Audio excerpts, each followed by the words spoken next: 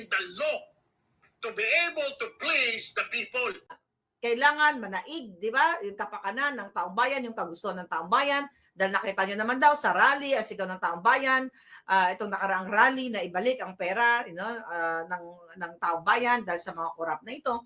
Kung ganun pala, na we have to bend the law.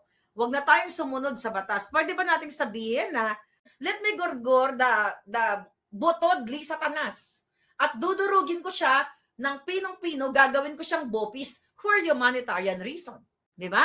Hindi pwede porkat senador ka, i-bend mo yung law for what? Dahil, kailangan ibalik ang pera ng bayan, Kung yan ang sinasabi mo, kung susundan natin yan, kailangan pala, pwede bang sabihin na, lusubin na natin, dukutin na natin ang mga itim na puso ng mga buwaka ng ina sa Kongreso at Senado, or junugin na natin, liyaban na natin ang everything for humanitarian reason. We have to bend the law sa ngalan ng milyon-milyong Pilipino na nabiktima ng baha, sunugin na natin ang kanilang mga ninakaw na mga kabahayan. Pwede ko bang sabihin nyo na hindi ako makasuhan?